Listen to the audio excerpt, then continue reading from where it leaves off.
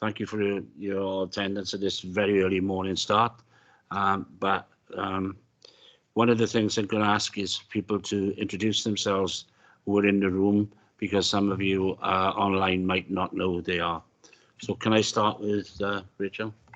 Rachel Percival, Scrutiny Officer. Mike? And good morning. My name is Councillor Michael Locke and I represent Sketty Ward. Councillor Jeff Jones, Kirry, and Dunrant. Councillor Mary Jones, Dunvan, Clay Ward. Councillor Sue Jones, Gowerton. It's all the Joneses. Yeah, we are. It's quite a common name in Wales, apparently. Okay, thank you all for that. We are going to start recording now, okay? We've had apologies. Only one apology we've had a moment, and that's from Paxton Wood-Williams, who is doing Deputy Lord Mayor duties. Item 2, disclosures of personal prejudice and interest. Any members? I wouldn't have thought you'd have to do this, governors, in this particular meeting anyway. Okay, any officers got any declaration of interest? No, there's only one officer on, isn't it? Okay, item 3 is the prohibition of whip votes and declarations of party whips. Item 4 is the minutes of the previous meeting. Have we all agreed that they're a true and accurate record? Okay. Item 5 is public questions. We haven't had, as far as I know, we haven't done any public questions. And then we move on to item 6, which is the pre-decision scrutiny of the Cabinet Report annual budget. Prior to asking the leader to introduce this, I'd like some clarification from the finance officer. When we scrutinise the budget, there's a medium-term financial plan in here as well. Are we going to discuss that as well? So my view, Chair, is it is fair game for you to discuss. Right. You should have some reference and view on it, because some of the assumptions, albeit they're all indicative, are fundamental to some of the longer term pressures that all local authorities face. So I think it is appropriate for you to raise questions and challenge on it, but recognising that it is a broad brush set of assumptions in the absence of any longer term national planning assumptions over the finances for local government. Thank you very much, Ben. Right, can I then ask the leader to introduce the report? Thank you. Thank you, Chair. Just checking, do you want me to introduce now the MTFP or the revenue budget, or what is your preference? Because if it's the MTFP, I suggest Mr. Smith goes I think first. It would be wise if we did it in the order that is on the report, and as the MTFP is first, then the revenue, then the capital. And if you suggest, if you're okay, Chair, Mr. Smith can do the technical introduction of the MTFP, and then I'll come in for some comment, if that's okay. Okay, right on. Over to the Finance Officer, Ben. Thank you very much, and that probably does make immense sense. I'll be very, very brief. You had the scrutiny panel once the 12th of January special cabinet was published, which is the combined MTFP and revenue budget together. This one splits it into the 2 items for consideration at cabinet on Thursday. I draw your attention in particular to section 1.3, which is bolded every year, indicating that this is, to quote, just for fun. It sets out my range of plausible assumptions around future pressures and savings opportunities, and every council officer will take slightly different approaches to this across Wales, and it will be fundamental to some of the medium-term considerations that all councils will be weighing. So I emphasise particularly section 1.3.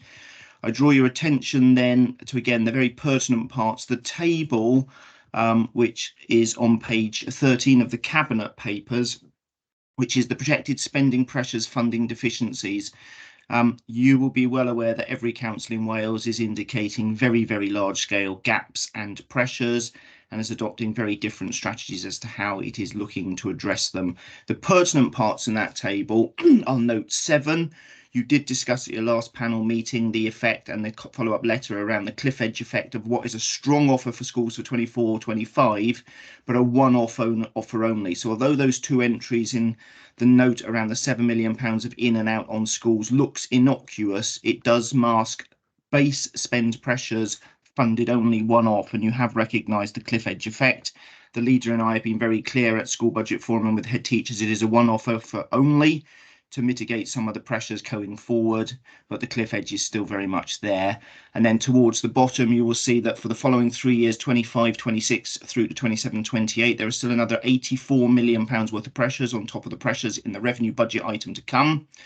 And my core assumptions over aggregate external finance increasing at 2% per annum, that may feel quite tight compared to the now just above 4% that we're going to receive in the current year, but it is conditioned on national planning assumptions from UK government set out in the autumn budget statement, which indicate, frankly, you'll be lucky if that's zero, and if protected departments are indeed protective, should be minus money.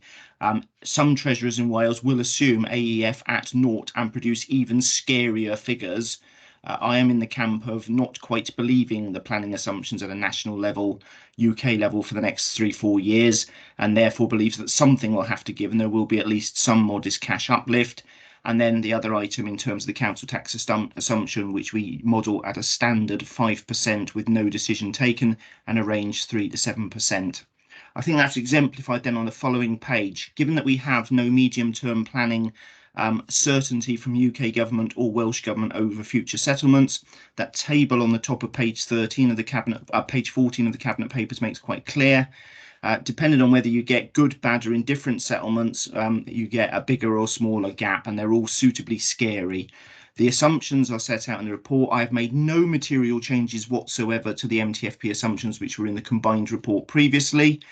There would theoretically at the margin be an adjustment in respect of the late announcement of further grant, which we'll talk about on the revenue budget item, but it's only at the margin in terms of percentage uplift on a percentage uplift on a percentage uplift. So my advice to you is that there are no material changes to the planning assumptions. My planning assumptions are much more generous than many treasurers are assuming in Wales, but not stupidly generous.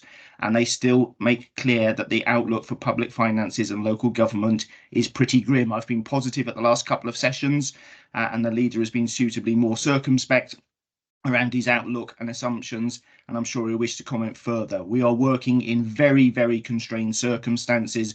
We are looking to do the best with what we can, but technical advice, no material changes at this stage. Wait and see what happens on the 6th of March, wait and see what happens from Welsh Government, and wait and see what turns up over the next couple of years is my advice on the MTFP. I think that's all I need to give you advice on, Chair. Thank you, Ben. Leader, do you want to add anything to that? Yeah, if I could, Chair, I think. Yeah, thank you very much.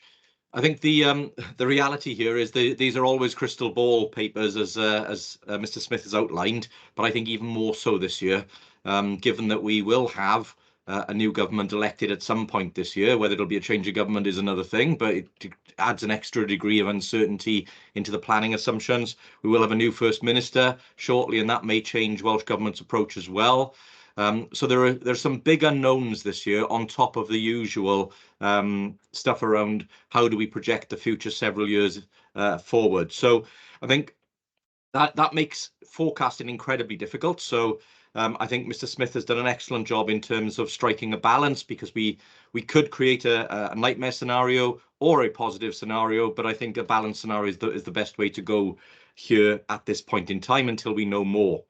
But what I would say, and you'll see it going on around Wales at the moment, Mr. Smith has been clear that we are very well provisioned relative to the rest of Wales in terms of our reserves and in terms of our ability to pay our bills. So our strength of finances remains strong locally, but we are not immune to the challenges of national funding decisions. So we're probably better placed than most for anything that does come along.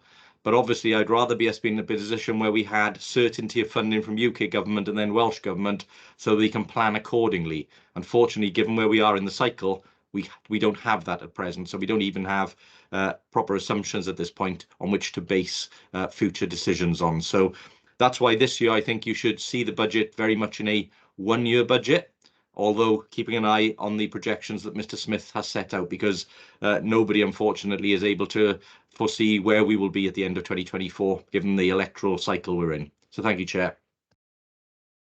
Thank you, Leader. Any questions or comments for? No? I think, Ben, there are a couple of issues. I think on 2.2, the economic outlook and prospect for public finances, quite clearly you state there that there's a very gloomy outlook on it, and the prospect is that the increases in council tax and also the decrease in the likely spending ability of the Welsh Government and the UK Government. I think the other thing I would like to ask you is with regards to on potential gross council tax yield. It's I know this may sound it's quite an interesting graph in as much as that you've given projections at 0, 3, 5 and 7. Given that base figure is you've got 130 to 190 on the left-hand side and the years on the bottom. What is meant by the 130 to 190?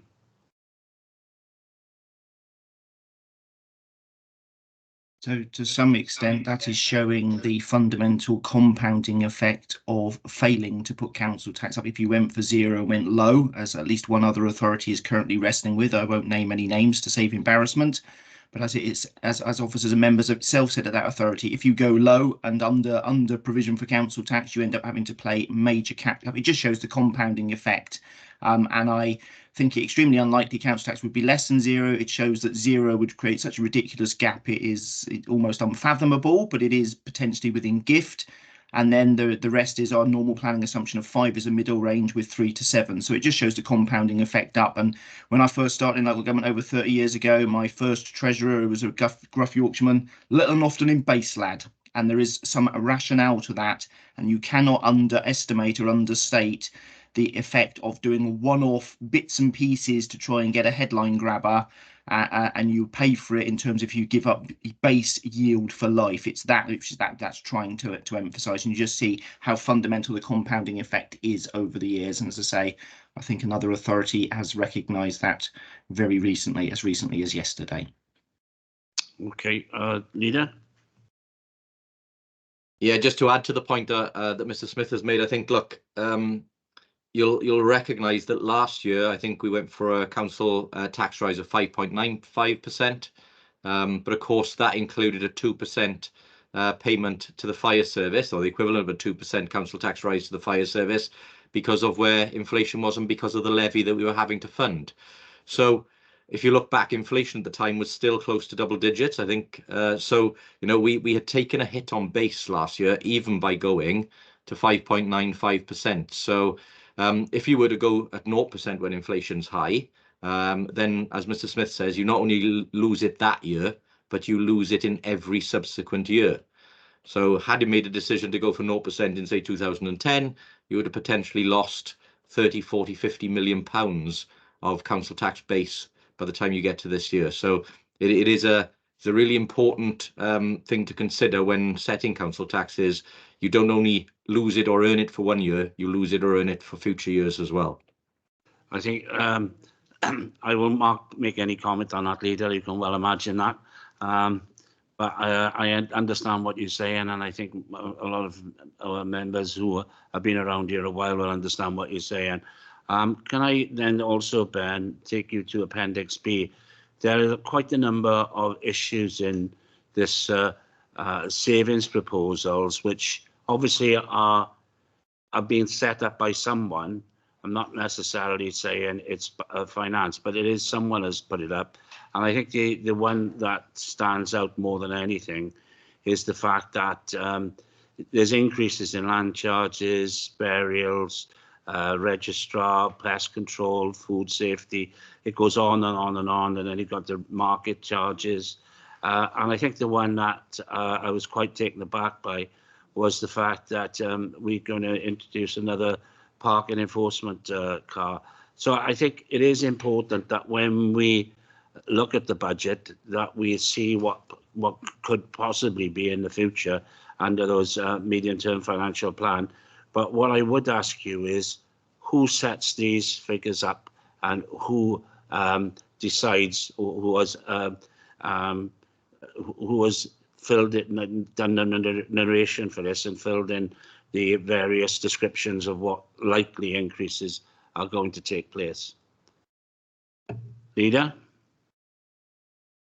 Yeah, thanks, Chair. I think that Mr. Smith can obviously comment, but the proposals come from departments based on requests that they've had to ensure that they can absorb the pressures should they come to pass. So this is future planning of things that they may want us to consider as a council if money does not turn up. But again, there is a process every year, as you'll appreciate, whereby departments and officers will come to cabinet members first of all and directors to have discussions about the appropriateness of some of those proposals. Many years a lot of proposals are knocked back because they are not considered to be politically acceptable, even though they're technically doable. And that's the way I would view the future plans, which is they are future plans because they are not ones that we're currently prepared to accept and that we wouldn't currently prepared to deploy. But it's one of those situations where if things got really bad, you'd have to consider doing stuff that you don't want to do. But none of those proposals, as far as I'm concerned at the present time, are ones that have political support. They will need to be politically discussed in the future, and we'll need to take a view in the round in terms of where the financial situation is. Obviously, I go back to the main point, which is if more money turns up from London and is funneled through Cardiff to local government, potentially none of those things become necessary. Okay, Ben? I would echo that sentiment. My first bit of technical advice was these are indicative planning assumptions based on indicative cash limits, which I, as the leader has said, have done some crystal ball gazing on. All the things that leader has said, if they come to pass, could change all of them. Some of them, the less controversial ones, may just be the full year effects or future year effects of decisions that Cabinet are minded to be likely to be taking decisions to recommend to Council in due course, where there is a slow burn lead-in time on some of the proposals. It's a difficult balancing act because the alternative is you put no proposals up and then you've just got a 50, 60, 70, 80 million pound black hole with nothing tangible to sort of work with. And then before you know it, you're in the soup like other authorities have found themselves in. So we do try to strike an appropriate balance in terms of visibility. But yes, anything that is in there is only for indicative purposes. They've gone through a sifting and sorting process through directors, through to relevant cabinet members for discussion with cabinet as a whole, outside of cabinet, for proposals to be put forward. But yeah, if loads more money turns up, a whole raft of those could come out or be deferred back in years. But at the moment, it is the only way in which I can reasonably see on the planning assumptions I've set out that the authority could live within its means over the medium term. And I'd be failing in my duties if I weren't to advise council, remind them of what needs to be done over the medium term and the longer term well-being of future generations, albeit recognising and echoing what the leader has said. This is another stuck together with Velcro budget round where it's a one-year deal with a lot of uncertainties at Welsh and UK government level, which means the crystal ball gazing is exceptionally difficult this time round. And I do agree it needs to be mostly a focus on the 1 year, but there does need to be one eye kept on reasonable plausible planning assumptions over the medium term. All authorities are wrestling with the same concerns, not only about surviving for the next coming year, but looking at some of those downstream pressures which are inevitable and a need for some unpalatable options. But if more money turns up, yeah, I'm in the same place as the leader. Okay, thank you very much. Sorry, Councillor Jeff Jones. Yes, thanks, Chair. Yeah, it's page 17, 4.9. It is only really to clarify a statement that's actually made there. It's about the gearing effect on savings. It's down the bottom part of the paragraph. It says equally, however, the level of funding for 24-25 if the level of funding for 24-25 were to be sustained in every future year, then these planning assumptions could be very fundamentally shaped and savings as reduced or possibly even eliminated. So that's actually saying that if we keep getting the money that we've actually got now, we won't need the savings requirement. Is that right? Or So we won't need the savings requirement as set out indicatively in the appendix, which is all the indicative savings. The reality is there will still be service pressures, and I am under no illusion. I can imagine no scenario where so much cash turns up that there are no savings whatsoever. It is more that in and out effect of pressures with some funding reductions, efficiencies through individual services. But it's the item I referred to before. If we were to get settlements at 4, 5, 6, 7, 8%, then clearly there's £50 million more in play than is currently the official assumption I've taken, which is a 2% increase. If it were minus money, which the most negative of commentators say, because if protected departments are so protected at a national level in the UK for the next 3-4 years, you would be talking about minus money for local government. I think that's unbelievable. So it's designed to indicate the relativities of it. There will still be savings, there will still be pressures, but the very vast bulk of some of the options that have been put up on the current trajectory would clearly be wiped out. If we had a repeat of the 9% from a couple of years ago, if we got 4-5% going forward rather than 2, 0, or pays your money, takes your choice, potentially minus money, depending on how pessimistic you wish to be. So that's what that's trying to set out, Councillor Jones, and it feeds on the point that the leader has made, that this is a particularly uncertain year. We live on a hand-to-mouth existence year to year in terms of settlements at the moment, none more so than this coming year.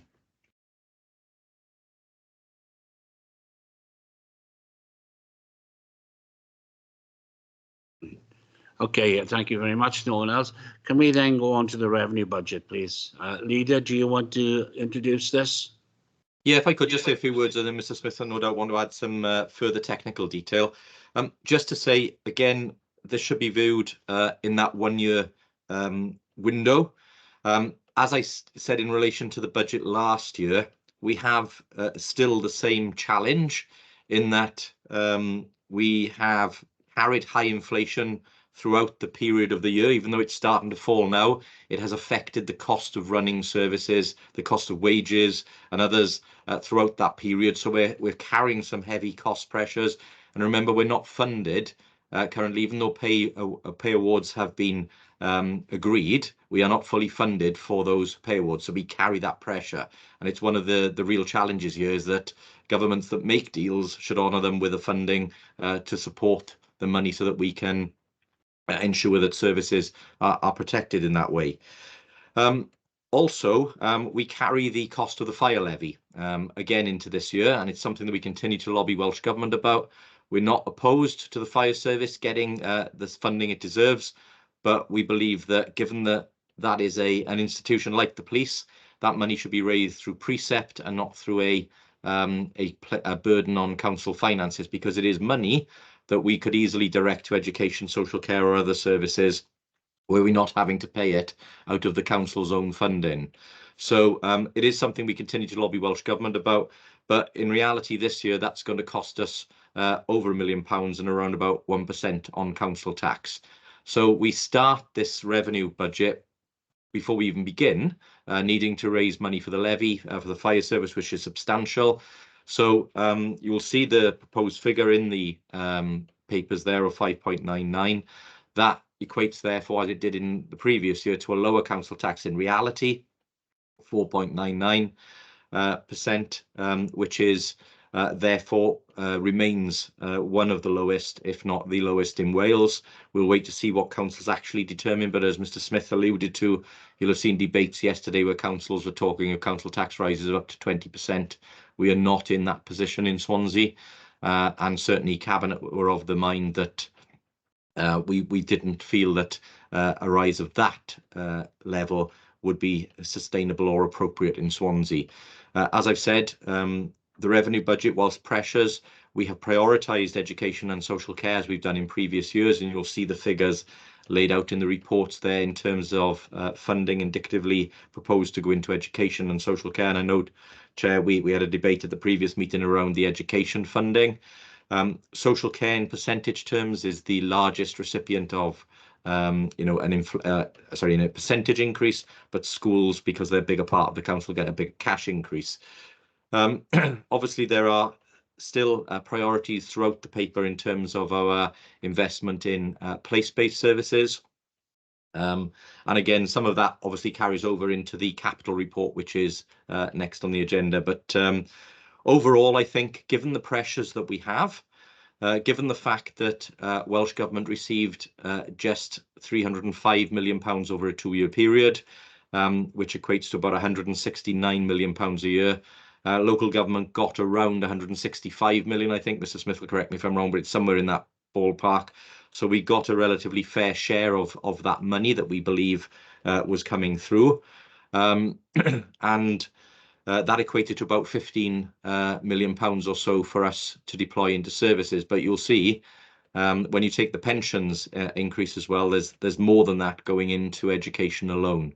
So the money that we've had, albeit very welcome, is certainly not to the level where it can meet the pressures that we're experiencing. And largely those are pay and inflation pressures. And of course, our institutions, our schools and our other community centres are still bearing the cost of the energy spike, which again, as you'll be remembering from last year's budget, we had absolutely no help from UK government as local government for energy help. So that position continues. So we continue to carry the pressures. Therefore, inevitably, we're deploying some reserves. We've been explicit in the previous session about deploying a specific school reserve this year to help prop up the school's budget. But again, reserves are there for rainy days, and this is considered a rainy day year for me. It's definitely not just a rainy day, as I've said elsewhere. It's probably monsoon season, and if you look around Wales, it's raining everywhere. So you know, I'm relatively positive in terms of the amount of money that we're able to put in locally, but I would much prefer proper funding to come from UK government into Wales, and for that then to be shared on with local authority councils so that we can continue to invest in the services we have. But happy to come back on any questions once Mr. Smith has obviously done his technical run through. Thank you, Chair. Thank you, Leader. Mr. Smith or Ben? Thank you, Chair. I will canter through at a reasonable pace again. So the report, section 1.6, emphasises that we're putting over £50 million into services before proposing £25 million worth of reductions. So it is still a net in excess of £25 million being added. And there have been some last minute tweaks which have actually bumped that up ever so slightly in the report when you do the maths on the tables. It's an important point to note. Section 3.2 references, and it was rather apposite, wasn't it, that there may be a Barnet consequential. There is a Barnet consequential of £25 million, which the Welsh Government announced literally 2 minutes after we'd published the draft budget proposals for Cabinet on Thursday. That £25 million in terms of the covering letter is a split between the reinstatement of a social services specific grant. Specific grants do not feature in our budget setting because we budget net of specific grants.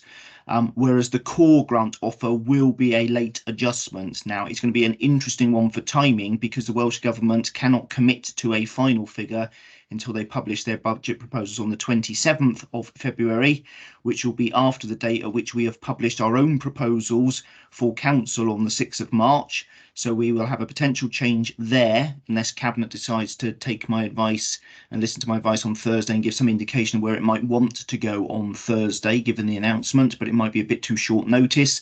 And as I say, Cabinet can't rely on a firm figure until we get to the Welsh Government's final budget proposals on the 27th. And there may be further changes if anything's announced in the UK budget. So yes, specific grants will change. The social care grant will change and block grant will change by a bit. I will give advice in due course to Cabinet on Thursday.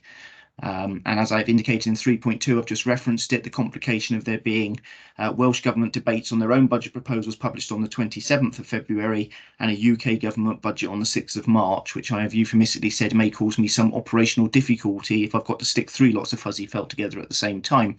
But I'm getting quite used to being the bit of a Wizard of Oz in terms of on-screen last-minute adjustments. Our hand is forced as a result of a very compressed settlement timeline.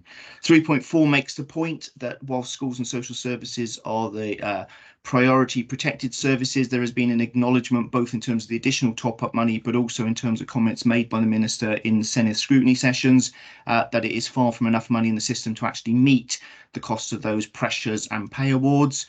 So Cabinet will have to weigh what it can do with the additional sums it's going to receive in due course. Section 3.6, I would be failing in my duty if I didn't point out the link back to the MTFP.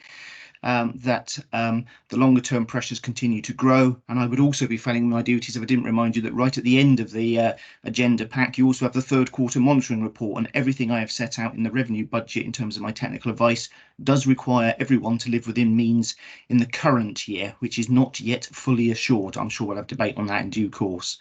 The budget forecast is set out in section 4, and to assist you, section 4.6 and the associated table 1A puts in italics things that have been changed up or down to compensate for things that we have late notice on. I do have now confirmed the fire authority levy to the £1,000 and to the pound. It is 1,208, 1.208 million uplift. As the leader has indicated, effectively drives 1% of our council tax increase. I have the formal levies from the two other levying bodies. The adjustment to the proposed level of council tax flows through to a council tax support scheme change. It does effectively reinstate some of the 23-24 deferred savings from last year and recognises some social care pressure. So the table indicates the overall position and squirts out a recommended proposal for council tax, which, as the leader has indicated, at the moment is advice at 4.99% plus a further 1% for the fire authority. The position has been touched upon in terms of schools, and it was well versed and discussed last time. For the avoidance of doubt, everyone must understand, and I'll be giving the same advice to Cabinet again, that whilst this is a very strong 1 year offer for schools, it is a 1 year offer from taking a reserve meant for an entirely different purpose in full to avoid a funding crisis. And it is also a continuation of one-off funding only for energy, because as the leader has indicated, we were never funded for any of our energy spike costs. So I am still a little bit limited in what I can put in the base offer going forward, and that does give me cause for concern in 25-26. But I recognise the leader's position that in an emergency, break glass jar and deploy what you can reasonably to provide some breathing space for schools that would otherwise undoubtedly be under the cosh. So it sets out the overall position. I think one of the interesting ones for all authorities is going to be the impact on their individual schools' budgets. Table 1B on page 58 sets out the overall strong cash uplift, but it is a 1 year only cash uplift, both in relation to the one-off use of reserves and the one-off energy funding. I won't labour the point any further, but it is one that I want no one to walk away from this meeting, or Cabinet or Council, not understanding, because when 25-26 comes, there is a big base gap to potentially bridge on that one. The rest of the report sets out some of my favourite items in terms of the borrowing and lending strategy and assumptions around deferring net new borrowing to the end of the MTFP wherever possible. But again, because timing is key and cash flow is key, when you get the report to Council, there will be some refinancing requirements in 2025 and 2026, but they're both relatively modest. The aim is to avoid net new borrowing until towards the end, for the reasons well rehearsed about trying to avoid 5-6% interest rates, which is what it would cost me to borrow today, rather than the 1.x% we managed before. They're not going to be repeated, but I'd like it to be 3-point-something%, if at all possible, before I'm forced to go out and externalise the debt. The rest of the report sets out usual assumptions in usual format, including the detail that we're able to set out by net budget. And my view as a Section 151 officer is general reserves, for the avoidance of doubt, remain at the absolute minimum.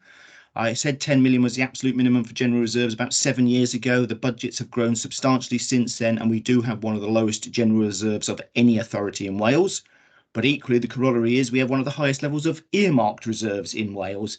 And whilst earmarked reserves remain high, I will remain satisfied that the general reserves are adequate. But clearly, the current year's budget, 23-24, was predicated on very substantial draws from reserves, including schools. There are modest proposed draws from reserves in 24-25 as it stands, but there are likely to be draws from schools reserves again. And so my advice remains adequate for now, but I cannot afford for those general reserves to go any lower, and there will need to be a point at which they need to increase. Many authorities in both England and Wales who are saying they're really struggling to set a budget because their reserves are really, really low have got way larger general reserves than this authority has in absolute terms. Way larger if you think about it in terms of absolute terms, relative terms, sorry. But my comfort is taken in the very substantial earmarked reserves. And when you look at the key indicators that Audit Wales does in terms of our cash, liquidity and earmarked reserves, both in absolute terms and relative terms, we are still in a relatively strong position. And that's why I'm able to certify, as I'm legally required to do, that the reserves are adequate for the purposes intended at this point in time. I think that's all I need to give in terms of technical advice, Chair. Thank you very much, Ben. No, can I hand it over to members now on questions? Councillor Mary Jones. Thank you, Leader. I'll be brave and start. Page 72, if you don't mind, Leader, which is, strange enough, where we've just been talking. It's equal pay back payments, G. What it says is about the consultation, and I wanted to know when this is going to be concluded.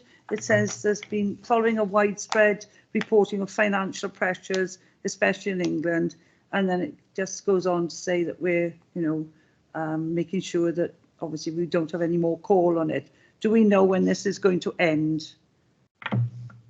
Yeah, Chair. Sorry, Councillor Jones. If I just say, I think the position was that. Sorry, I think somebody's got the mic off. Sorry, me. Sorry, apologies. Yeah, I think we've agreed through the chair that we're going to have a private session on this one because some of the information relating to that statement will need to be discussed in private session. But certainly happy to attend a session and go through with members in detail what the context around that is. Oh, sorry, thank you. I didn't know that particular item was in it. The next one is page 85. And it's, I think the heading is Service Pressures and Investment. And it's near the end of page 5. It's Corporate Services, and it says Creation of New Grade 10 Cabinet Officer Manager Post. And yet if we're cutting elsewhere, why are we looking to do that? And I got one more, which you may be able to answer a lot quicker, which is on page 89. It's a general question, actually, where we've had the consultation back from the public, and I understand it's still out to consultation, the budget. We have lots of people have responded for different sections, and at the bottom, on some of the sections, you've got what other people have said are their priorities. Are they going to be reported anywhere? Because if you look on page, 92, I happen to have open at the moment, we're looking about find out who's taken part. It says 8 and 100% in brackets, but we don't know who or what they were taking part in. And if you look on page 91, it says there was 105 people said something different about social care, but there's no reference to what people said. So is it going to be reported to council like in an abbreviated fashion or something? Thank you. Yeah, Chair, if I pick up both of those. First one, on the grade 10 officer post, as you'll be aware, Councillor Jones, we've agreed to do a review of support across the various areas of the council, which includes scrutiny support, support for cabinet and CMT, support for other areas of the council. There is a set of changes in here which are linked together, which mean that we still offer a saving by moving some posts around, essentially. But the aims and principles of those changes essentially are to ensure that there is an adequate and consistent level of support across all of the areas of the council. So that's why you'll see in some areas reductions, but in other areas a slight increase or a move because the structure has changed in that area or is proposed to change in that area. So again, they are part of discussions that I've had with both the chair of scrutiny panel and the leader of the opposition as well, in terms of the principles that underpin some of those changes. So hopefully that will reassure. In terms of the second one, I think it's always the intention that we do bring a report. I'll certainly speak to Rhian Miller after this session, but I would have thought that we do report the comments that we've received back through the consultation session so that members can then interrogate them themselves.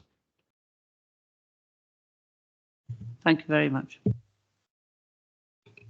The next question, Councillor Peter Black. Yeah, thank you, Chair. Can I just refer you to page 60, paragraph 4.26, where you report that the corporate joint committee levy has been reduced by 10%, and we're currently paying £191,188. My understanding is that the corporate joint committee's total levy of all the councils who are members, that is about just under 556,000, but they're carrying £670,000 in reserves. So I'm wondering, I know you're a member of this joint committee leader, why it is that we only have a reduction of 10% when clearly the corporate joint committee can reduce it by even further and reduce the burden on council taxpayers in Swansea. Yeah, thank you, Councillor Black. I think you took part in the scrutiny with the CJC, did you not? I think. I did, and we made a recommendation that it should be more than 10% reduction. Yeah, okay, that's fine. I've seen the recording. What I would point out, though, is part of the issue with the CJC at the present time is a timing issue. We've been in the setup mode of CJCs. We have a number of work programs, including doing strategic land planning, strategic transport arrangements, which will inevitably help us to deliver things like the South West Wales Metro, or at least prepare for the delivery of that new transport infrastructure.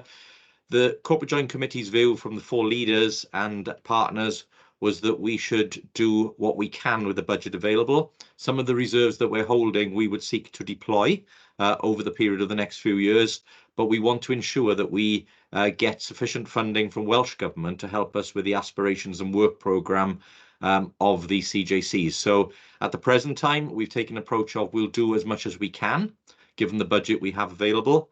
I do expect further deployment of the reserves that we're temporarily holding within the CJC at the present time.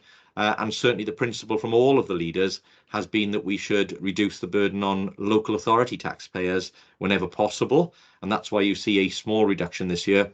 But had we have reduced it further this year, then we potentially wouldn't have been able to deliver the work programmes that we want to deliver regionally, including the really important work that underpins the delivery of the South West Wales Metro, which all of us want to see happen. Okay, well, obviously we'll monitor that. I think Ben's coming in, isn't he? So. Yes, Ben? Yes, it was just to give technical advice, which is I take a much more narrow view in terms of what's in front of you, but it does, I mean, the comments are valid, but the reality is those 3 levying bodies have unlimited levying powers, and are separate bodies, corporate in their own right, can frankly do whatever they want, which is the point the leader makes in relation to the fire authority, and is an important factor when you look at it as a whole. Whilst it is encouraging that 2 levying bodies have reduced their bill again, or certainly the Port Health Authority has again, that the biggie, unfortunately, is another very substantial increase, and that has to be factored in when you see the overall council tax increase, which I think we're all at pains to indicate is part of the component part. So it can be up, it can be down, it can be any amount under the sun, frankly, which is a weakness of the levying body process. Because it makes it very untransparent for the general public when it's lost in an overall settlement, and there can be very significant deviations between assumptions, certainly for fire, around the level of standard spending assessment and the amount they actually individually levy on bodies. It is a weakness of the process. I just wanted to give that bit of technical advice. I understand that, Chair. And in fact, the police authority used to be a levying body, and it's only changed when, of course, we had a directly elected police commissioner, and there was some accountability for their council tax setting powers. So, assuming that would need to happen with the fire authority as well. I'll ask another question in relation to the Welsh Translation Service. I note that we're saving, I think, £65,000, which is classed as a surplus or money which we're recovering from them. But at the same time, we're also spending an additional £30,000 to regrade a post in that from grade 7 to grade 9, and I think adding an additional 0.5 post. I'm just wondering what the rationale behind that regrading is. I'll need to go back and check on the details of the regrading and restructure, Councillor Black, but I think the surplus, as it's defined there when we discussed it during the budget evaluation sessions, I think that was money that hadn't been used in the current years, and therefore it was advised that it was safe to reduce the budget by that amount. I think the restructure is to help, from memory, I think it was to help with the efficiency and turnaround of requests. But I'll pick that up and get you the full answer, because I'm don't have that detail with me this morning. I understand that. I would have thought if you were going to increase turnaround, you want to employ an additional post, which you've got 0.5 a post, but regrading, I'll look forward to that response. Finally, Chair, I think Ben referred to waiting for reinstatement of social services grant. which we're hoping to hear at the end of February from the Welsh Government. I understand that because some of that grant is being cut off, we're looking to make a number of local area coordinators redundant, or lose a number of posts of local area coordinators. Is the grant that Ben is referring to that same grant? Because I think all of us would be very disappointed if we were to lose local area coordinators at any local area coordinators, which play a very important role in local communities. Yeah, if I can, Chair, I think this one, I've certainly received a number of emails from people who are stating what Councillor Black has stated, which I do not believe is entirely correct. There are certainly pressures on the local area coordinator budget, given that the costs of running that service have increased because of the pay costs are there, whilst grant has either been held at a static level or fallen.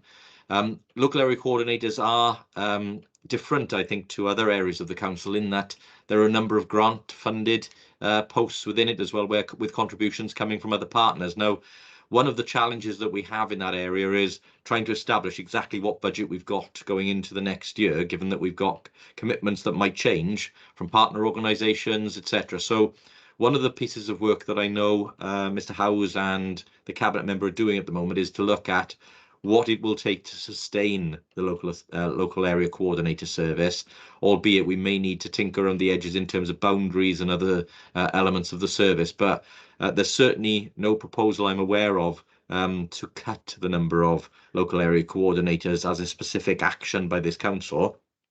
But we are at risk, and I'm sure Mr. Smith will underline the fact that if partner organisations remove their contribution, then there isn't an automatic step in from the authority that we can sign up to as a blank cheque. So it's part of the work where we're trying to make sure we get ahead of the curve, get certainty wherever we can, to try and ensure that we continue the important work of the local area coordinators. Can I interrupt you there, Leader?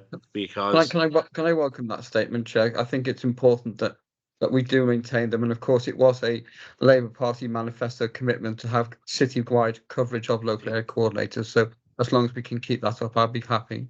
Can I remind members, this is not a political meeting. This is about facts and a critical friend. But I will tell the Leader that yesterday we had a meeting with the social services where it was specifically said by Mr. Howes that the grants that we received did pay for some LACs, and there is a prospect of losing those ALCs because the grant is being lost. So that was specifically said yesterday, and there is a comment that I will be making at the Cabinet meeting with regards to this as well. So it is a fact that we are going to lose some. There may be boundary changes, etc. And Mr. Howes said that directly yesterday, and the Cabinet member. Thank you, Chair. If I just add to that, because I think that's exactly the point, which is, you know, where grants or contributions from other partners disappear, it creates a challenge for us then to try and work through that. So again, what I don't want to do at this stage, though, is whilst we have to take the necessary steps to understand what that means and how we can best mitigate, I don't want to create a position whereby suddenly everybody who may be watching this, who's in a local area coordinator post, is suddenly fearful for their employment. Because if you look at the budget proposals before you, which is what we're debating today, there isn't a proposal in there to remove local area coordinators. So it's a challenge, as is always the same every year, where we've got mix of funding, that we do our best to try and mitigate that, and that's the phase we're in at the moment. So I just urge a bit of caution and calm, so that we don't unnecessarily unnerve staff or worry staff unnecessarily. Or just to reinforce, Leader, the staff know exactly what the position is currently. Can I then move on to Councillor Linda James? Thanks, Chair. I've got a technical question. In the appendix on pages 54 to 61, it gives the original budget for 23-24 and then for 24-25. I've noticed some of the figures are in negative figures, and I wonder if you could explain to me why these are negative figures.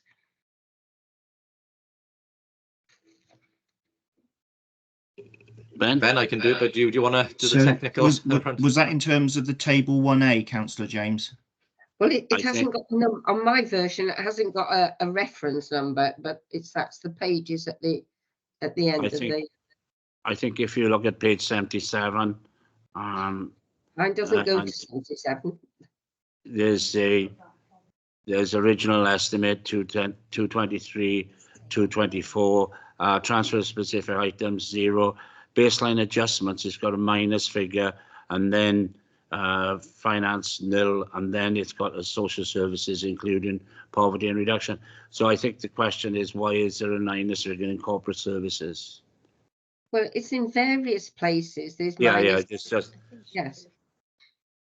So I'm struggling to follow which particular pages you're referring to. If it's the appendices with budgets in, it may be minus because income far exceeds spend because we budget above the line.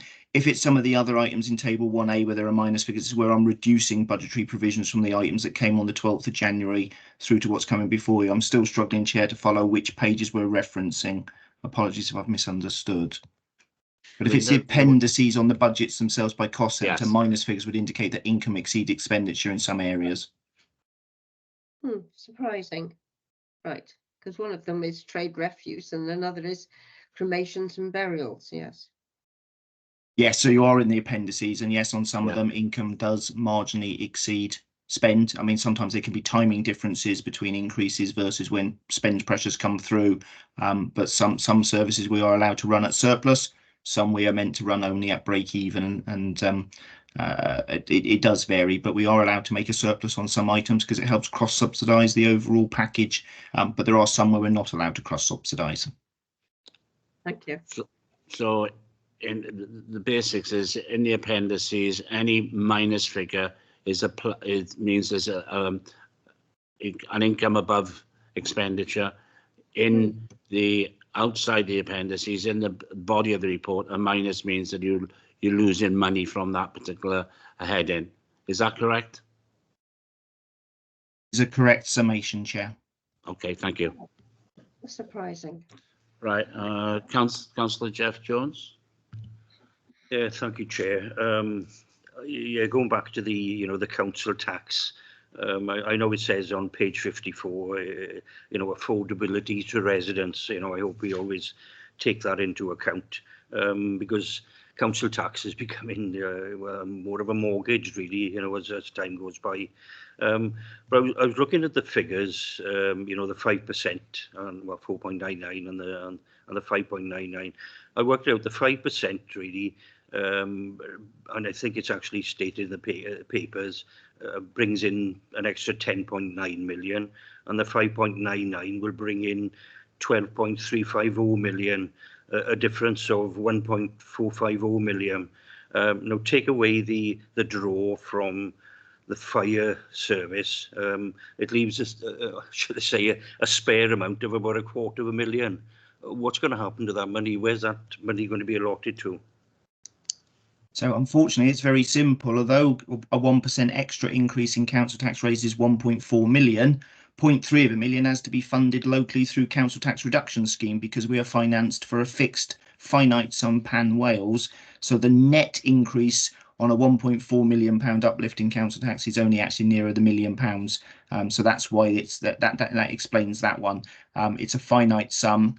You had a CTRS report to council. The reality is you put council tax up by a higher amount, the amount you've got to locally fund through council tax reduction scheme goes up. So that's I have to take an amount off each item, and that's why that's one of the items that's in italics in this report, because council tax is a little bit higher because we do a planning assumption of central of 5, because we're now talking at 5.99. The amount I've got to set aside for CTRS goes up, so that's where it's gone, Councillor Jones. Okay, thanks for that. You mentioned earlier as well about the draw from school reserves. I think we brought it up previously. It might have been last year with 8 million. You mentioned 7 million now. As the leader actually said, reserves are there to be used. I can't remember actually, how is it apportioned against each school? Schools have got different amount of reserves. Some have got reasonable reserves and some have got very, very low reserves, shall we say. So how is it actually apportioned against each school? So again, the £8 million draw in last year 23-24 took schools collectively down from 28 million to 20 million. I've indicated in the current year, so I think that last year was 22-23, in the current year 23-24, I'm indicating in the budget monitoring report a further draw from schools reserves of up to £10 million, which would take schools down to 10 million. Don't forget the current 20 million is the joint highest in Wales with Cardiff, about 4th pro rata given size of the authority. Our schools remain in a very strong reserves position as a whole. I would remind you that when this question was raised on the 12th and following the 12th, the £7 million draw is the draw from the ICT hub reserve, so not a draw from schools reserves. It is a draw from a council reserve held for the purposes of helping schools' ICT infrastructure, but is not a draw from schools reserves. The important point you make is clearly one which is, yes, all schools are in a fundamentally different position in terms of their overall levels of reserves. The reason I have tolerated at a technical level as a Section 151 officer the proposal to take a random reserve and deploy it completely in a year is for the reason the leader has said. I think you will see in Wales over the next couple of weeks, whilst every authority I'm confident will be able to set a budget, I think you will see some very, very, very challenging school budget proposals in other authorities where they've not been able to do the level of one-off intervention. So I think there are real concerns there. You will have at least 2 or 3 authorities where the entire school's estate will be in minus reserves.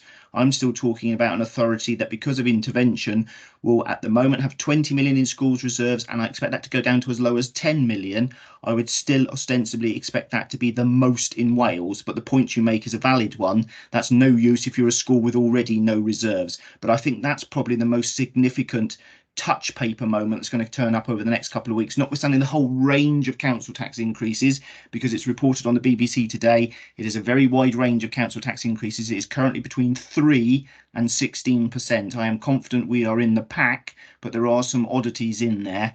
But I am convinced every authority will be able to set a budget that balances, but I think the pain felt in some authorities in schools will be very, very real. And I do acknowledge the point you're making, which is if you're a governor on a school body that's got no reserves already, it is going to be incredibly tough. But I just wanted to clarify again the difference between the 2 draws from reserves. Schools reserves are held individually and totted up collectively, but that £7 million proposal is a draw from council reserves, not schools reserves.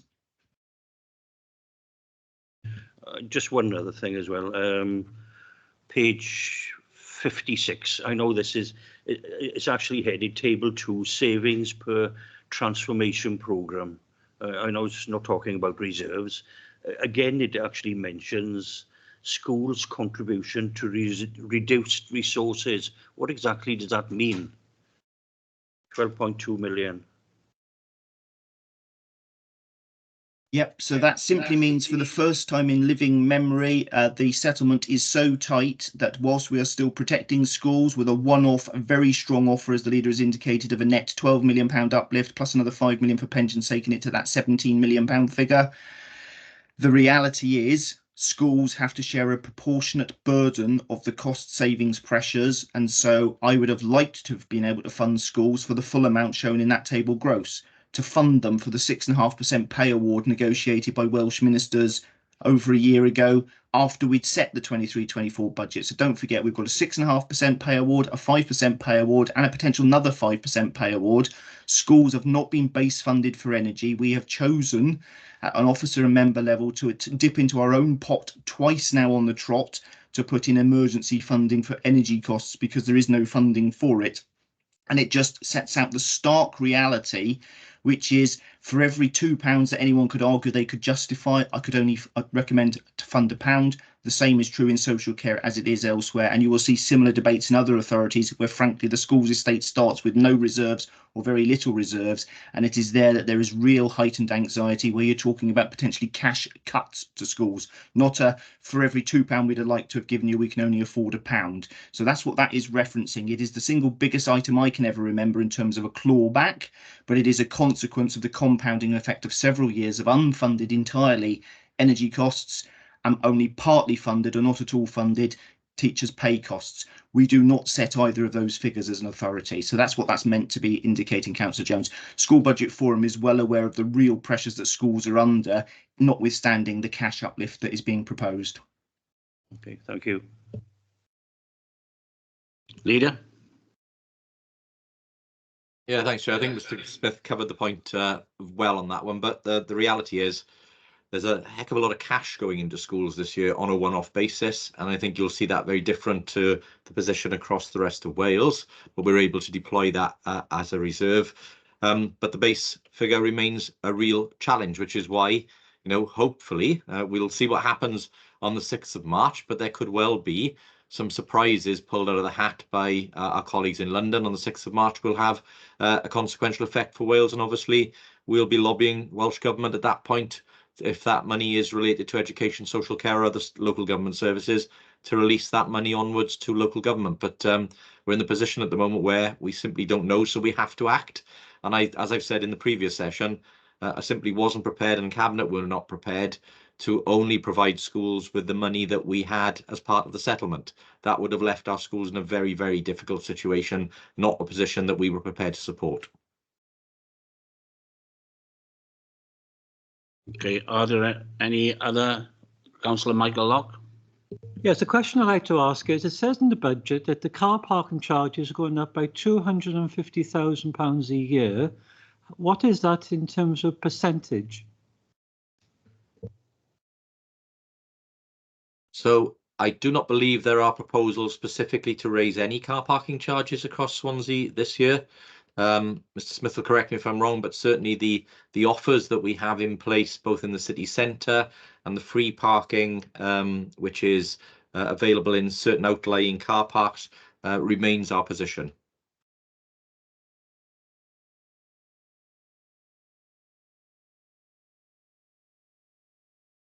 Sorry, Peter Black? Okay, so the immediate follow-up to that is, where's this extra income coming from? I will go to Mr. Smith for that answer if he has it. If not, I'll ask our transport officers to come forward with it. It may just be the fact that there are usage figures that feed through which inform that additional income calculation. That's likely to be what it is. I've got nothing further to add, Leader. That would be my assumption too, that's inferred that it is returned to greater, it's not footfall, is it, when it comes to car parking, whatever tyre fall is or the equivalent. Okay, my question, Chair, is on page 85. We've got an investment here, modern.gov, move to cloud, £20,000. Could we have some explanation for that? You may not have this available to hand.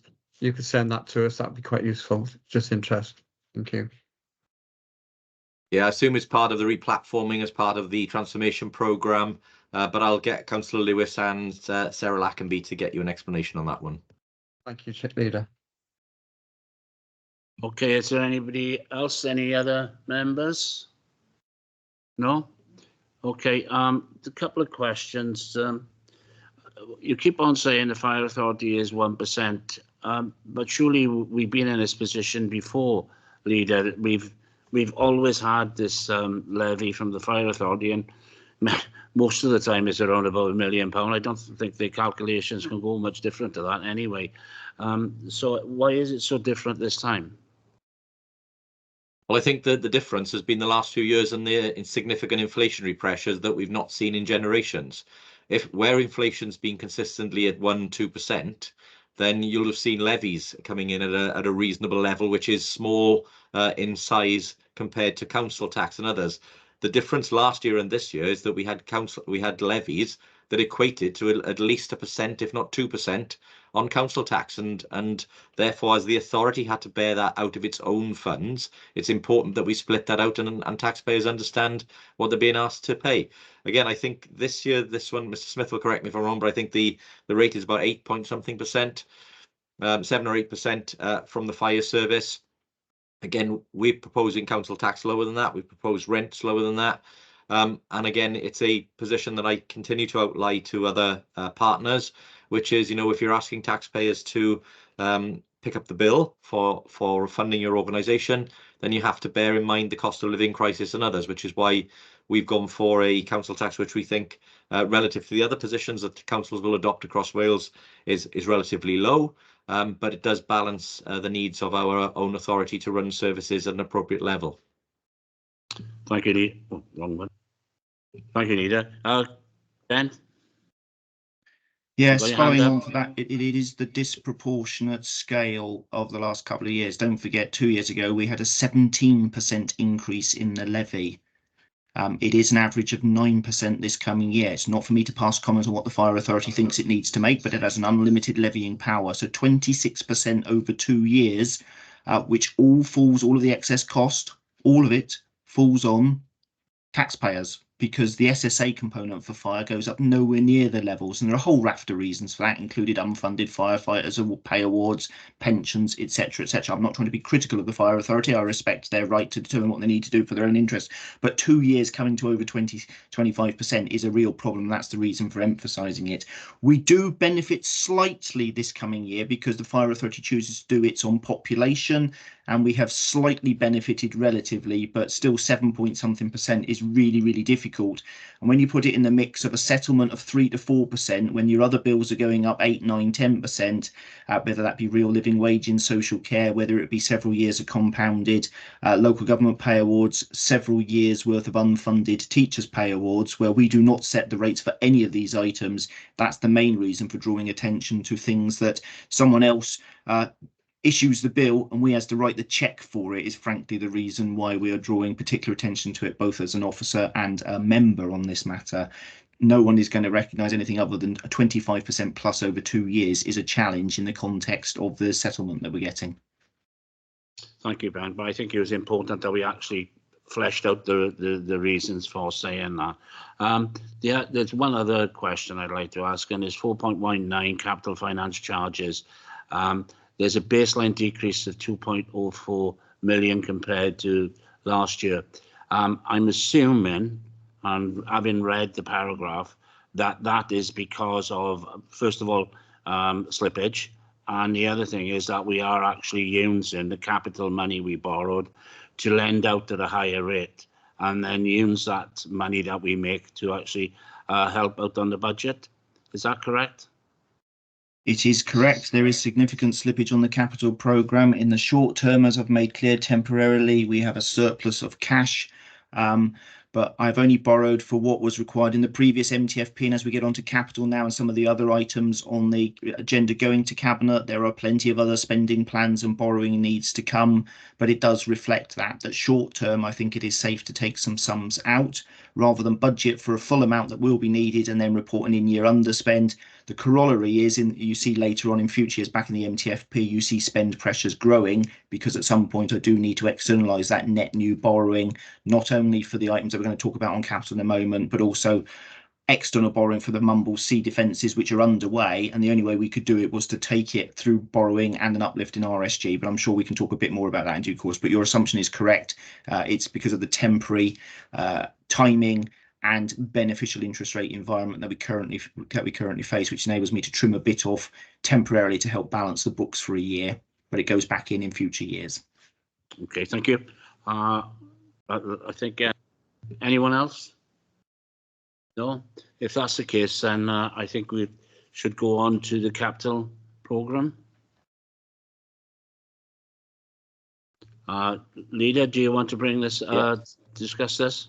Yeah, Chair, just to say, generally, I mean, you'll see it still remains a significant and ambitious capital programme. We remain one of the largest capital programmes anywhere in Wales, but through the excellent advice Mr. Smith has given us and the timing of the borrowing that we've needed to do to support that, again, we've been able to fund the programme at historically low rates, and in doing so ensure that we have no pressure on the revenue programme till at least the end part of this decade, and possibly beyond that, depending on how we get on in terms of delivery. But as Mr. Smith said, as this is a rolling programme, as we get to the end of this period, there will obviously be new plans for further new schools, investment in education, social care facilities. So there will be new things coming on to the capital programme as we proceed into future years. Some of those have been trailed in recent sessions, as you know. So again, I don't think the headline figure, which has attracted recent attention, is the important part of this. It's the repayments and it's the cost of borrowing that's the important part. And as we remain very assured in terms of both our liquidity, as Mr. Smith has said, and the fact that we borrowed at historically low levels. We've borrowed really twice as much for half the cost. That's really basically where we've been. So you know, some of the authorities which have big capital programme aspirations are now having to go to the market at 5, 6, 7%. That is something we don't have to do. And as Mr. Smith has said, his advice will be for us to take borrowing, future borrowing should we need it, at a time when the interest rates have fallen back from their current highs. So again, very pleased to see the delivery that's been ongoing. You'll see this year a number of sites across the city and county come to completion and get their formal openings. We'll also commence work on some of the programmes around Castle Gardens and others which have been in the feasibility portion of their development for some time. And there will be further announcements on our schools estate and other programmes as we get into more detail with the Welsh Government and others on that. So we will continue to be ambitious. We will continue to invest in the infrastructure of our schools estate and of our city. And obviously, outside of this, which we'll come to on the separate report, is obviously similar aspiration to continue to improve not just the quality, but the quantity of council homes that we need across our city centre. We've got far too many people requiring a home that don't have them. We're building as fast as we can, but that does take time. You can't magic houses out of the air. They do take time to go through the planning system and to get built, especially to the standards that we are building them. So again, just to say, Chair, it's a large capital programme, but an affordable one. Mr. Smith, Ben, do you have anything to say on the capital programme? So just the one bit of technical advice feeding on from what the leader has said, and I do recognise the heightened concerns and items expressed. You know, the report references £147 million worth of unsupported borrowing over the life of the new capital programme. I must emphasise that includes 23-24. Capital programme is different to the revenue budget. It includes the current year. If you take out the current years, which is as much about reprofiling, you see a figure for future years are more like £79 million. That should not come as a stunning surprise to you, because the year before last, Council agreed up to £50 million worth of new additional capital aspirations, and of course the Mumblesea defences, which are being built as we speak.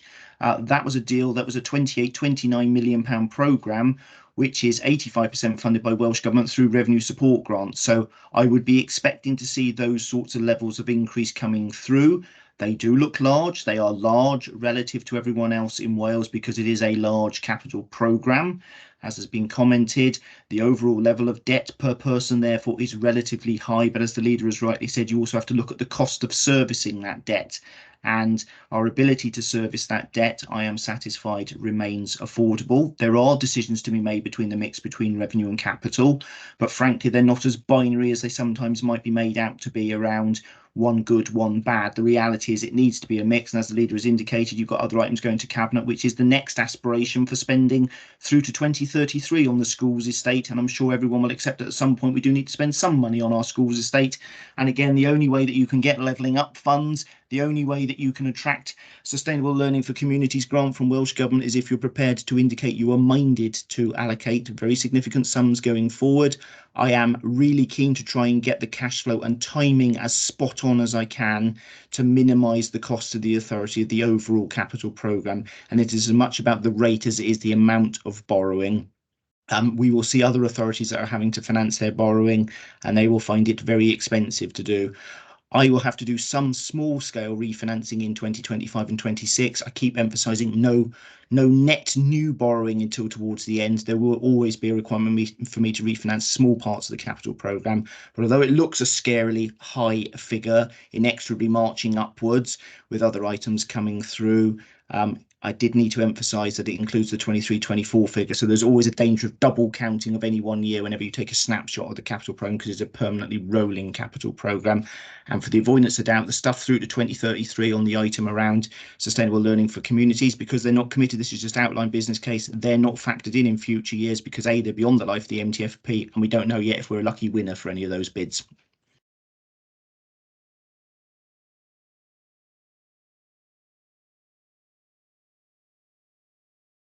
Thank you. One is, I think it's the way it's the accountancy is done, and I will add I'm a governor at Alpha, but I understood the 3G pitch was funded totally by 106 monies, yet it shows here for the current year we're in. So that was sort of really for my information.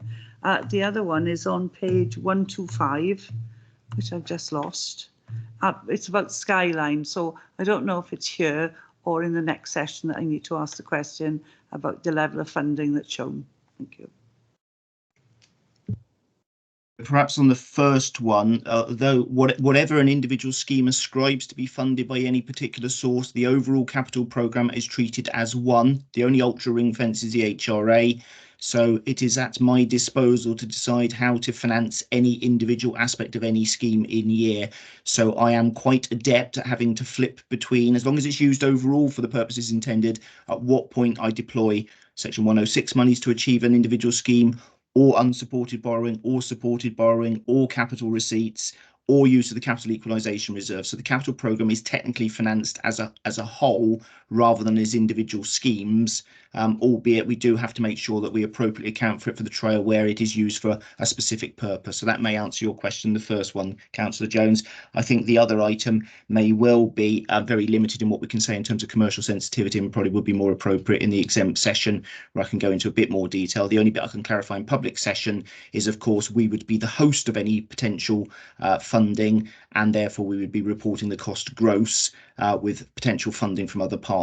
But more specific granularity, which I suspect you're interested in, would be probably more appropriate in my view in the exempt session, because there are commercial sensitivities around the item.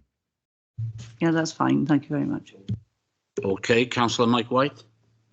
Yes, thank you, Chair. It's in relation to the 1.4 of the report. If the schools completed programme, if you are successful in gaining the funding, I think this is very welcome. We're all school governors, and some of us are school governors on schools which were of the Victorian age, which were built in the late 1800s, early 1900s, and most of the funding now we use for the capital programme work is sucked up by having to carry out continuous repairs to these schools. So I welcome that, if the investment goes forward, but how soon then will this programme actually kick in?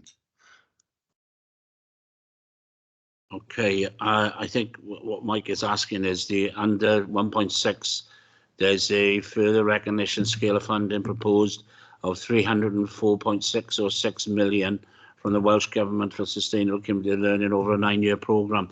When does the start of that 9-year programme? I'll double check the year, but I thought it was at the end of the current Band B, because as Mr. Smith said, the name has now changed. The programme is different in terms of its offer. So I think it's from 27, 28 onwards, I would say. I think that's sort of the time frame that we're looking at. But the funding package, as Mr. Smith said, takes you well past 2030, 2033 or so. But we won't know how successful we've been. This is all about preparing the bids. And I think, as Councillor White said, you've got to be in it to win it.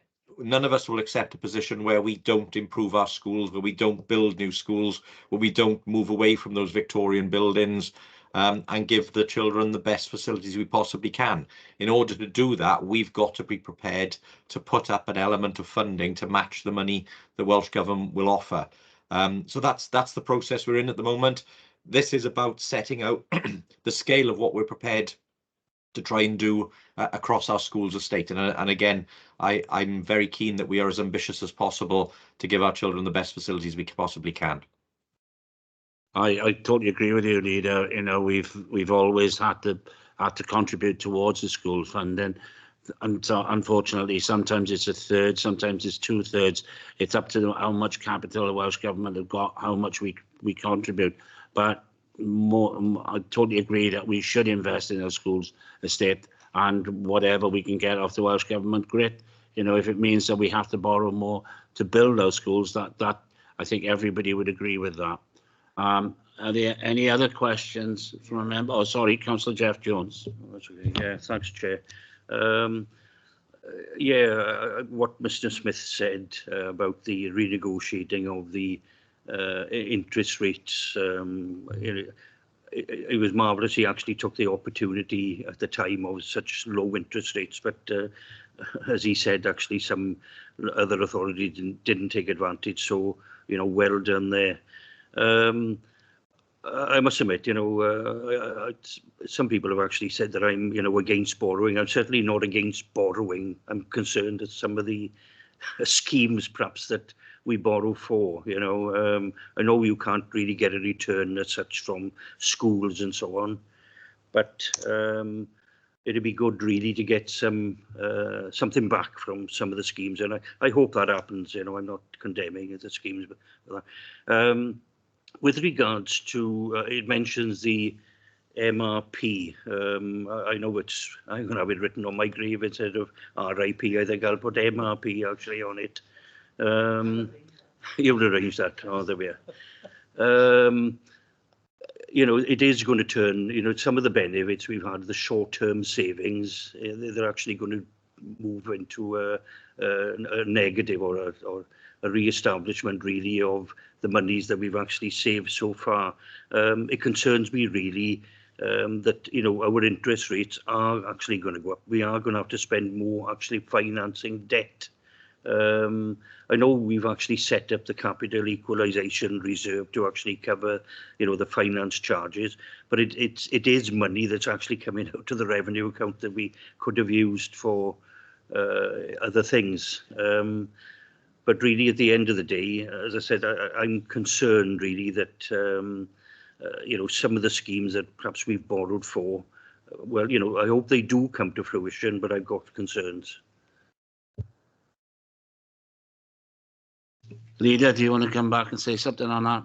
Yeah, Chair, I think I'm going to try and not be as political at all on this one, but I think I have just told Councillor Jones he was out of order, but there we are. But look, I mean, I think the reality is here, and everybody will appreciate, there is a pot of historic borrowing which was taken out over periods by various administrations at various different rates. That is undeniable. That is something every council has to do for the very reasons we've just talked about, to invest in stuff that it is promised, whether it be schools or other schemes. What Mr. Smith advised us to do, and the Cabinet took the decision to borrow, was to borrow at the point of historically low interest rates. Now, that money that needs to be repaid is fixed for 50 years. I think that's an important point to remind ourselves here. It isn't at risk of going up as interest rates go up. When Mr. Smith borrowed, he borrowed at a fixed rate, repayable over a 50-year term. Now, since then, interest rates have changed. We haven't yet had to pay all of the bills for the things that we are building or in the process of designing or in the process of delivering. And therefore, Mr. Smith is able to use that money temporarily to offset some of the revenue pressure. So again, in terms of what Councillor Jones said, that is actually what's happening. Part of the money, the surplus that Mr. Smith is able to generate, has either been put into the capital equalisation reserve, which has also been deployed for some purposes to help services in recent years, or has been directly put in to offset some of the pressures that we have. So again, all I would say is that is a choice that we made. I know there were some siren voices, including Mr. Jones's, Councillor Jones's at the time, who did urge caution and concern, but it's been proved to have been the right decision. And I just go back to the point that had we have waited, and were we now in a position to say, okay, we need to now go and get 200 million, Mr. Smith's advice would be, you've missed the boat. You could have gone earlier. You could have taken it out at 1.96%. You're now looking at 6%. And I can't probably let you borrow that much. He would probably have said it was bordering on the unaffordability. So it was absolutely the right thing to do at the right time. And it's giving us the benefits that Councillor Jones has been hoping. And just on MRP, yes, whilst it's a reprofiling of what we pay, Mr. Smith has been very clear. It's a zero-sum change. It pays back the same over the period. Now, by the time that we get into those later years, that capital equalisation reserve may still be there. It may well have been replenished. It may have further sums in it to help offset further funding. That is entirely a possible logical outcome. because we do replenish the capital equalisation reserve on a regular basis. Also, some of those assets that we have built as part of the city deal, new buildings that we now own, that we will have tenants in, will be providing an income to the taxpayer. And that is part of how we've been very active over recent years in terms of our property investment activities, which are no different to the sorts of sort of arrangements that we're looking at for Skyline and other partners, where we invest and we receive an income back for that investment. And we make prudent decisions about buying properties which have tenants in them, which again deliver a return for the taxpayer. And again, Mr. Smith and the other officers have provided consistently good advice on doing that. So the thresholds are there to protect the taxpayer interest. So again, what Councillor Jones, I think, is asking and wanting to see is exactly what we've successfully delivered over a number of years. Okay. Ben, do you want to come in on that, or have you heard enough? I wasn't going to come in, but I will just reiterate one point to give assurance to the panel and also to wider members. Don't forget, at the point at which I chose to give officer advice, and it's delegated to me to choose the timing of that financing, I did build into the medium-term financial plan the whole cost of borrowing the lot. And the medium-term financial plan also includes building in the factoring in the additional up to 50 million. It had already factored in the borrowing for the Mumblesea defences, so they are all fully priced in over the medium term. The only part of the decision still to be made is at the moment, as presented in the MTFP, no decision has been taken over how the long-term affordability of that extra bit of external financing is to be achieved. I have given the leader and cabinet advice that at some point that cost could fall to us, and I've therefore prudently budgeted for it. But frankly, if I get the timing right, I've equally said, don't hold me to it, I might be able to finance it without any additional burden. It's all about sitting on your hands for as long as possible. Frankly, if you can take 200 million, I mean, you've done the math, but 200 million at 2% is £4 million a year, rather than 200 million at £12 million a year. £8 million a year interest avoided for 50 years. That's 400 million quid. That's the sort of quantum that we've managed to achieve first time round. We won't get as lucky second time round, but if I can get away at a rate of nearer 3.5%, I might be able to finance it from within the overall existing capital financing envelope. It's all about the timing. But to give assurance to members, I have factored in a reasonable worst case scenario if I had to get it away at a higher rate. We are unlikely ever to bring our pool rate down lower. It may tick up ever so slightly, but the big slug of money, as the leader made clear, has now been borrowed for 48, 49 or 50 years and is assured. There are two bits of refinancing coming up in 25 and 26, but they are relatively small beer in the scheme of things. So my trick is to try and keep it as low to that 3.5% rate. It may tick up a bit.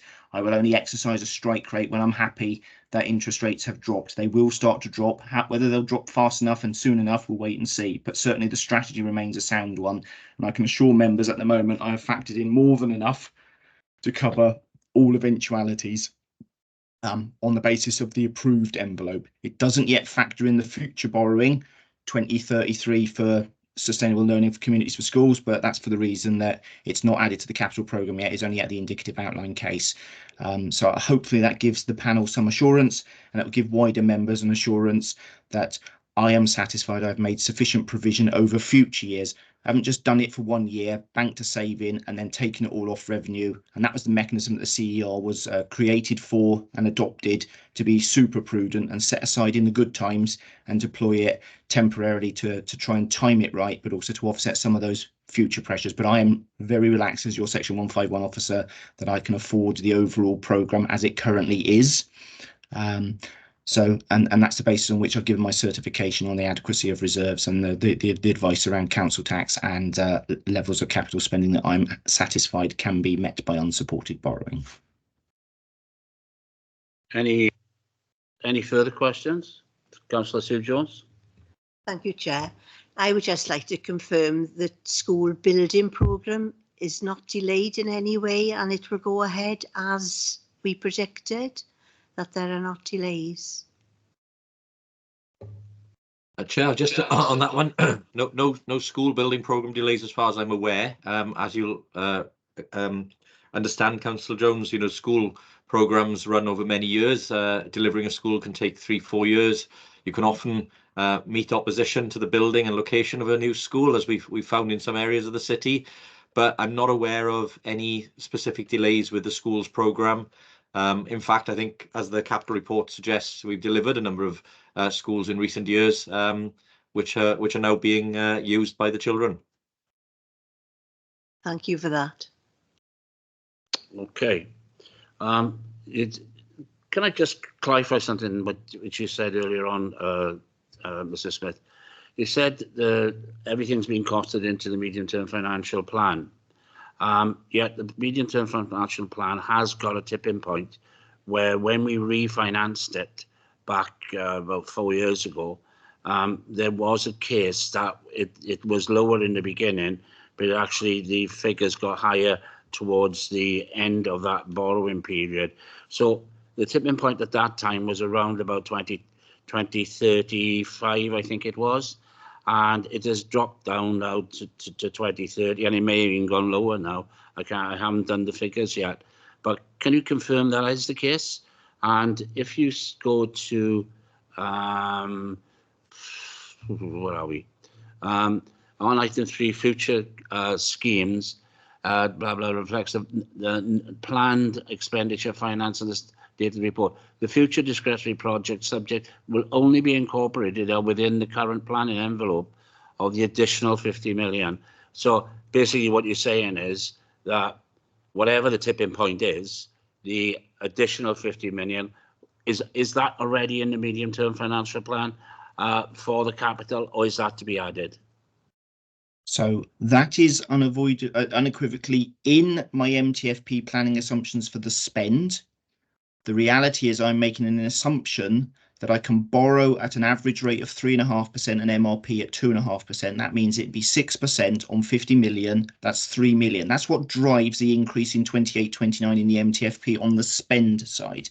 At the moment, it is temporarily financed from the capital equalisation reserve because no decision has been made over the budget for 25-26 all the way through to 28-29 over the level of revenue support grant, council tax increase, the mix between revenue and capital. So it is in and factored in for the lifetime of the scheme. You also heard me reference the Mumblesea defences because I'm super ultra prudent.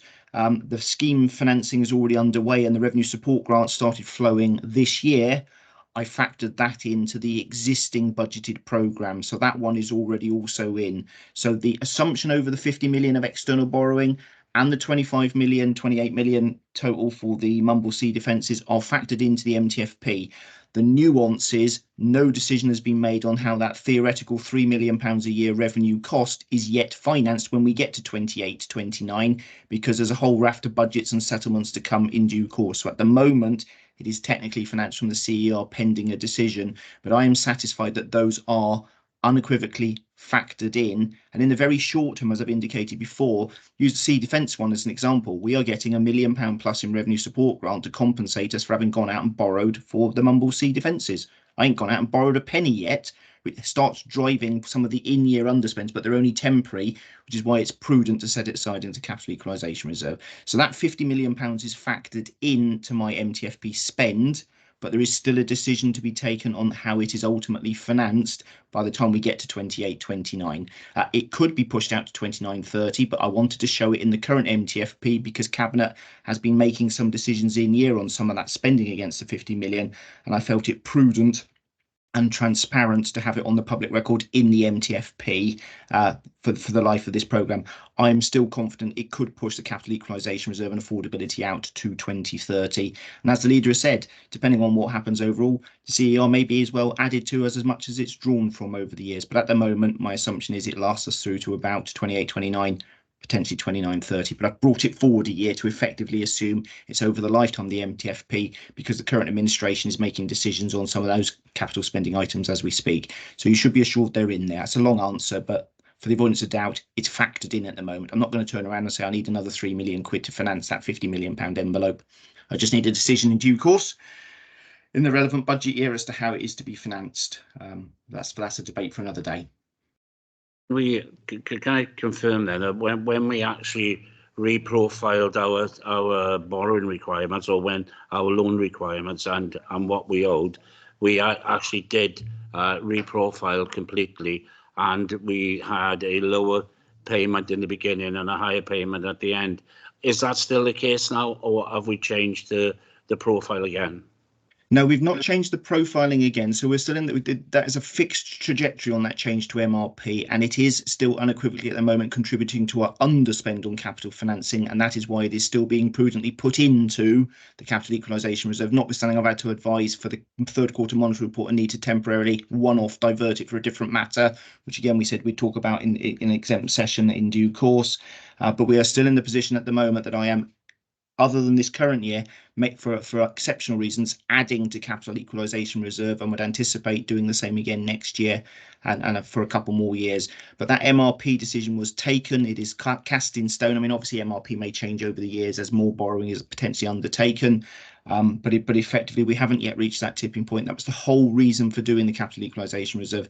Don't forget, some authorities that have got themselves into real grave difficulty have done these sorts of things and ended up convincing themselves that they could take it all as a saving and never provide for when the tipping point comes. I have already prudently fully provided for the tipping point in my MTFP planning assumptions. That's the difference with the strategy here, and why it was entirely prudent for council as a whole to set up the capital equalisation reserve and bank the short-term gains to make sure we had sufficient to offset what will be harder times in later years. But the leader is absolutely right. My advice remains the same. It is a zero-sum game. Over the lifetime of those assets, they will be 100% repaid. The capital equalisation fund was set up in 2016, but that we can use that money because it's revenue money that prior to 2016 used to go back into the revenue budget the following year. But this now we've set up this fund to effectively act as a buffer against any issues that come up, that can come up and cause us problems. So effectively, that's revenue money that we can use to help with the repayment and actually the running of the council as well. So is that correct? It is unequivocally a revenue reserve and can be applied for that purpose, but I am currently using it to avoid having to go out and externally borrow for that £28 million Mumblesea defences and some of the £50 million worth of headroom. It gives me liquidity to be able to be choosing when to borrow. What I don't want to do is people to just assume that they can take the lot because it is technically available for revenue, because I will run out of cash when I will be forced to go out and borrow at rates of between 5.5% and 6%, and I will be desperately disappointed as your Section 151 officer if I'm ever bounced by anyone of any political persuasion, whether it be opposition amendments to budgets or the administration, if I'm forced to borrow at 6%, because frankly it would undo much of the 1% gain that we managed. But it is theoretically available, absolutely. And there have been occasions where we've had the administration make proposals on it, and I've had to give officer advice on the second and third quarter monitoring that I need to deploy it in the current year. But it is an undoubtedly invaluable tool to me, maximising the timing of any spend and borrowing on the capital programme. It is a luxury that not many have got, and it enables me to time it, I hope, to as near perfection as I can. It is a very valuable tool in the council's armoury, both short-term and medium-term. It controls its own destiny. Authorities that find they've got to refinance £400 million, and you'll have seen it in the Guardian a couple of days ago, some of the English authorities that were borrowing short-term at 0.5% and then had to go and borrow, and the replacement is at 6%. That's how you can very, very quickly get into deep water. I won't overly prolong the discussion here, but I always joke when it comes to council that you do all of the really long reports and then right at the end, no one ever looks at the capital MRP strategy. I always say that's the one that no one understands, including me. That's the one where the wizardry happens and you get it wrong spectacularly. And you've seen some authorities get it super spectacularly wrong. I have tried to be as super prudent as possible on all the advice I've given, and I'm pleased that on a cross-council basis that advice has been taken. But you are right, Chair, to highlight it is a revenue reserve, and it is in the gift of members across the piece to make decisions on it, but I will equally give strong officer advice as to what I think it should be spent on. I like that last comment about the it's up to members to decide what it's spent, but I will give strong advice. You know, you're a mean Cornishman, Mr. Smith. I certainly am. All right, any other questions or comments? Jeff. Sorry, Jeff Jones. I don't want to keep you. It's going forward to the capital programme, Appendix F. Swansea Central, phase 1 arena. Yeah, £135 million. It actually mentions, funding there, the city deal funding, 4.8 million. So that's part of the total block of funding over the 15 years. That's the portion that we've had already. And actually going forward to the Kingsway, the 71, 72, the Kingsway, we got city deal funding there of 10.9 million. Again, that's part of the block that was agreed over the 15 years. Have we had, is that the 10.9 million? Is that in total, plus the 4.8 million we've had for the city deal funding? Is that the finish now? I can't remember what the figure was actually. Chair, I think this one might be better if we give a written answer, because Yes. there's a number of elements to what Councillor Jones has asked there. We know that we've got accelerated funding from UK government. We've got funding from Welsh government. There are contributions from ourselves going in there. There are total figures stated for the value of the scheme, as well as we've given answers at council recently in terms of the current cost of the arena bit of the scheme. So that we get the full picture, it's probably best we give Councillor Jones an answer if he can articulate the question to us. Okay. I think that's a better idea, because I think the answer's a bit, the question's convoluted, about the answer would probably be even more convoluted. So it'd probably be better if we find a way of asking the question in a way which is a bit more succinct. If there are no more questions, we will go on to the housing revenue account. Leader, do you want to say anything on this, or do you just want Ben to go through the technical bits of it? Yeah, nothing really from me other than, obviously, what you raise in the revenue account allows you to deliver your capital programme. And as I said in my previous comments, we've tried to strike a balance in terms of the level of rents for council tenants this year. Always, being mindful that while 70% of our tenants pay nothing at all towards the cost of those rents, 30% pay some or all, and that we remain, if not the lowest, one of the lowest rent-setting housing authorities in Wales. So just to add that really as context. Thank you, Chair. Thank you, Leader. Just to confirm that the rents are actually set by the Welsh Government, or the figure is set by the Welsh Government, and we either agree or go higher than that. And also the reserves that are within the HRA can only be used within the housing revenue account or in the housing building account. Is that correct? Thank you, Chair. Just one correction on that, Chair, just so we're clear. The Welsh Government sets the cap. We can go up to the cap. We can't exceed it, though. That's the way around it works on that one. Thanks, Chair. Ben? Yeah, I was going to make the same intervention, but the leader has clarified that one absolutely. In terms of my technical advice on the HRA, as you're right, Chair, it's ultra ring fence, may only be used for the HRA benefit. It is a similar pattern to the current year's report on HRA. There is slippage on the capital programme. The HRA makes a very substantial revenue contribution, so temporarily you see HRA reserves ballooning. Then you see the capital slippage into the following year, and then you see those reserves being drawn down. I remain perfectly satisfied that for the size of the HRA and the risks that it is taking, that the reserves are adequate, and I have no further comments on the revenue report itself, other than recognising it's taken in tandem with the capital report, and the revenue raising powers through whatever decision is taken on the rent ultimately drives the ability to finance the capital programme and the aspirations both at Welsh housing level and the local authority around overall new build and Welsh housing quality standard, and the two are inexorably linked. And the reality is, given some of the cost pressures that we face, there is little option but to reflect the sort of scale of increase that is set out in both the revenue report and then its ability to fund the capital report. Okay, thank you. Are there any questions or comments from members? Members in the room? No. Councillor Black is about one of the few people that knows anything about housing. Did you want to ask anything? No? All right, okay. I didn't really want to ask anything, but I think at the last council meeting it became clear that we have a service charge for people in sheltered housing complexes, and that is going up again this year. I think it's somewhere between 15 and 16 pound a week now. I'm just wondering, although we're putting the rent up, do we really need to increase that service charge on an annual basis? Given that it's I know it can be paid for out of housing benefit, but it is an additional burden on a number of elderly tenants who may not be that well off.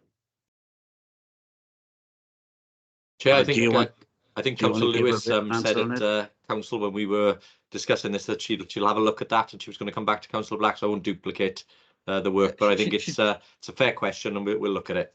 Yeah, my question is actually following up what she came back to me on. So she has come back to me. I'm just asking whether the increase is necessary in addition to what we're putting up on the rent. That was all. Okay, well, if Councillor Lewis already responded, I'm not going to add to what she said. Okay, the next item 13, is a review revenue and capital budget monitoring third quarter 2003-2004. I seriously don't think we need to actually go line by line through this unless anybody's got any specific requests on this. Oh, Councillor Mary Jones has got a question on it. Yeah, sorry, it's probably me, and it's probably the for Ben, Mr. Smith to answer.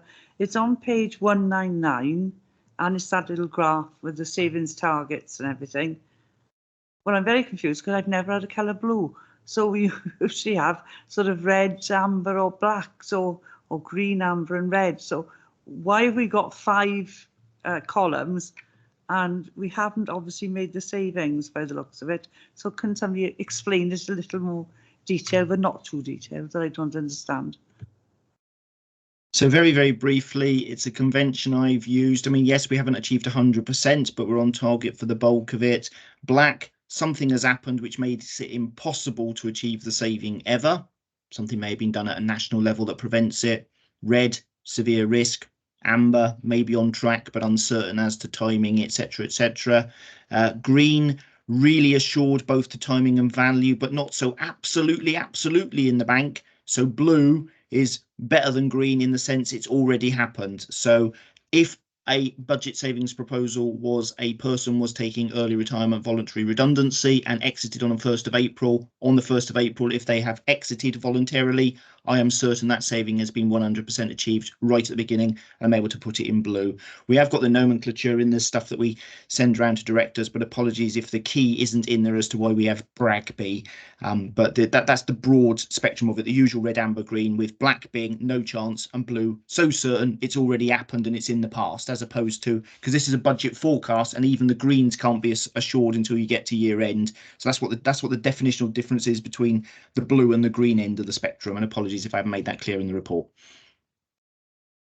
Okay, then we're here to pre-decision scrutiny on the cabinet report, the annual budget, not the entire cabinet report, because the rest of the revenue. After that, there are issues around the charges of social services, which are set by the department anyway, and there's other items within the cabinet report which are not relevant at the current moment.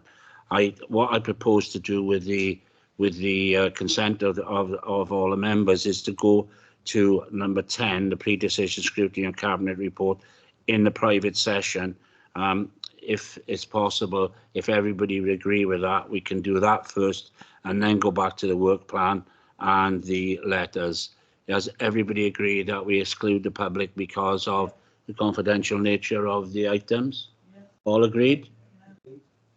Okay, then over to you, Ben.